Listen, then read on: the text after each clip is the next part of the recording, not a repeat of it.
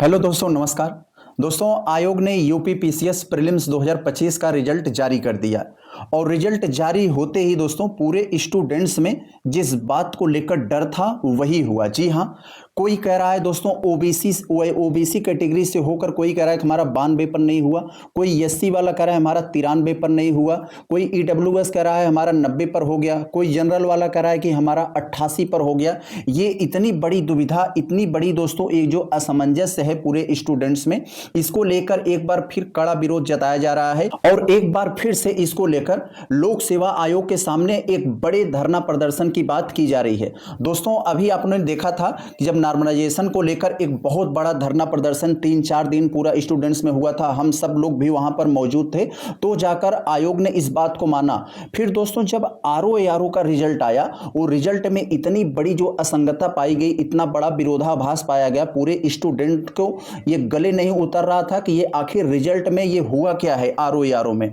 तो social media पर इतना ज्यादा कड़ा विरोध जताया गया, लोग कह रहे थे कि भाई अब हो सकता है आयोग को होश आए, जब यूपी पीसीएस प्रीलिम्स 2025 का रिजल्ट आए तो उसमें देखने को मिलेगा, अपना स्कोर कार्ड देखने को मिलेगा, कट ऑफ देखने को मिलेगा, फाइनल आंसर की देखने को मिलेगा। दोस्तों जरा सोच कर देखिए, इनके आयोग में कैसे कैसे लोग बैठे हैं। इनके पास 2-4 ऐसे काबिल अधिकारी ऑफिसर नहीं है जो 150 प्रश्न ठीक ठाक तरीके से नहीं बना पा रहे हैं और उसका ठीक ठाक तरीके से आंसर नहीं जारी कर पा रहे हैं। हम तो बस इनको यही सलाह देते हैं, हम लोग यार खाली बेरोजगार बैठे हैं, हम जैसे हजारों लोग हैं, हम लोगों को हायर कर लेते, एक भी प्रश्न एक भी उत्तर गलत हो जाए तो कहना। लेकिन दोस्तों ये वही करेंगे जो इनको अच्छा लगता है, ये एक बार भी नहीं सोचते, स्टूडेंट्स के फीलिंग नहीं समझते कि आखिर उन पर क्या बीत रही होगी। और दोस्तों एक और बड़ी बात यहां पर फंस रही है, ये कहते हैं कि जितने पदों की भर्ती होती है उसका 15 गुना हम लोग मेंस के लिए बुलाते हैं। तो आप जरा सोच कर देखिए, ये कह रहे हैं कि हम 920 पदों की भर्ती के लिए ये रिजल्ट जारी किए गए हैं। 920 का अगर आप 15 गुना करेंगे तो लगभग 13,800 के आसपास आ रहा है और ये जो रिजल्ट क्वालिफाइड कराए हैं प्रीलिम्स में ये लगभग 11,700 है। तो 2,000 और कहां गया? सोचिए 2,000 और लोगों को अगर मेंस में आप प्रीलिम्स में क्वालिफाइड कराए होते तो शायद कट ऑफ और नीचे आ जाता। कट ऑफ का आपका अता पता नहीं है तो सारा डाटा तो आपके पास है ना।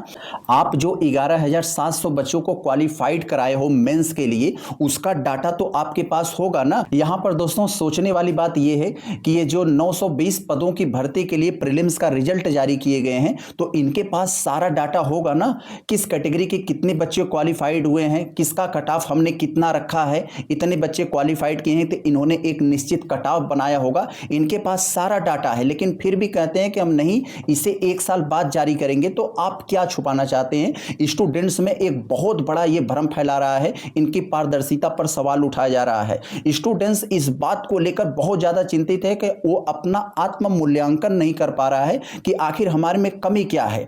उसका हो गया तो कैसे हुआ, हमारा नहीं हो रहा है तो क्यों नहीं हुआ, उसका कम नंबर पर कैसे हो गया, उससे ज्यादा पाकर हमारा क्यों नहीं हुआ।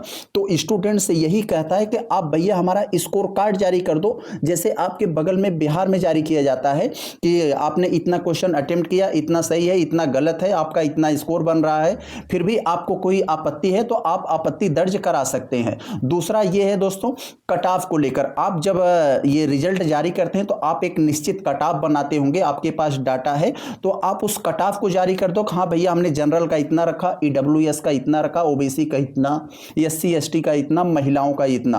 और आप एक फाइनल आंसर की, चलो मान ले हम प्रश्न में गड़बड़ियां कुछ हो सकती हैं, कुछ आंसर की में गड़बड़ियां हो सकती हैं, लेकिन आप एक माफी मांगकर एक फाइनल रिवाइज्ड आंसर की बनाकर जारी कर दो। हाँ भैया इसी आंसर की के हिसाब से हमने आपका कट ऑफ तैयार किया है, आप मिला लीजिए।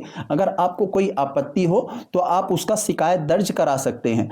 लेकिन दोस्तों ये पता नहीं किस माहौल में है, किस जमाने में जी रहे हैं। आज एआई का जमाना है, सारी चीजें टेक्नोलॉजी पर हो गई हैं, इतनी सरल हो गई हैं, सारी चीज प्रक्रियाएं इतनी कंप्यूटराइज्ड हो गई हैं। लेकिन ये नहीं, ये वही बाबा दादा के जमाने को लेकर आ रहे हैं। ये बस रोल नंबर जारी कर देंगे और इसको बताने में पता नहीं इनकी हालत क्यों खराब हो जाती है, ये क्यों छिपाना चाहते हैं। ये बहुत बड़ा सवाल, स्टूडेंट में एक बहुत बड़ा ये भ्रम फैलाया हुआ है।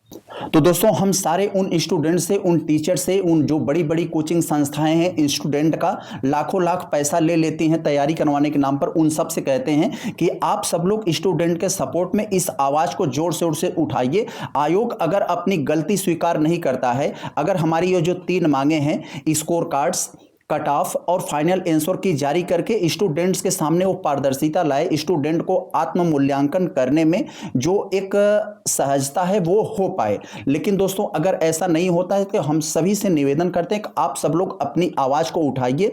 अगर फिर भी ऐसा नहीं करते हैं तो फिर वही होगा जो पहले हुआ था, जबकि जब नॉर्मलाइजेशन के समय जो इतना बड़ा आंदोलन हुआ था, उससे बड़ा आंदोलन की तैयारी हो रही है। तो सारे टीचर्स, सारे स्टूडेंट संगठन, सारी कोचिंग संस्थाएं इन सब से बस यही कहते हैं कि आप अपनी आवाज एक संवैधानिक, एक मर्यादित तरीके से उठाइए। अगर नहीं कहते, अगर ये लोग नहीं मानते हैं तो हम लोग एक बहुत ही साधारण एक संवैधानिक प्रक्रिया के तहत अपनी जो है धरना प्रदर्शन करेंगे, अपनी बात आयोग के सामने रखेंगे।